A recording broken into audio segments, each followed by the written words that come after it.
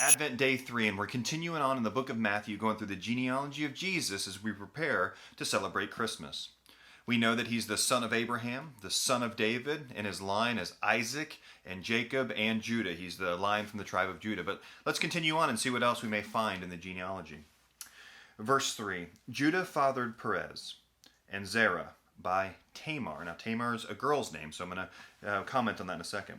Perez fathered Hezron, and Hezron fathered Aram. So, what is this saying? Why is Tamar mentioned here? There's actually a few women that are listed in this genealogy, and they all are very significant, very important. And usually that would not be the case. Normally, it would just be the men's names that are listed in the genealogy. But it's important with Tamar's story. Now, let me share with you why. Well, it's a bit of a strange story, one of the strangest in all the Old Testament. But what we see is Judah had 3 sons, and one of the first sons married Tamar. Well, he was an evil young man, and so the Lord killed him, is what it says. So Judah's first son killed by the Lord.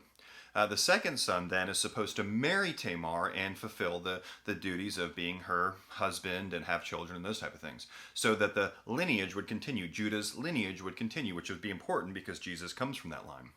Well, the second son did something quite evil, and instead of fulfilling his marital duties, he was a little bit tricky about it. I won't get into details, but he did something evil, so the Lord struck him dead. Well, Judah had another son. He goes, well, I'm not going to give my third son to this woman because he'll probably die too. So instead, Judah says, oh, well, when he gets older, then you can marry him. Well, he doesn't really honor that. So what happens is Tamar takes matters into her own hands, and it's strange how she does it. Again, strange story. But she dresses up like a prostitute. One day, Judah's coming by, and he doesn't recognize her, and he sleeps with her. Well, she becomes pregnant, and actually that's how the line of Judah continues. So that way it could get to Jesus. So very strange how some things work.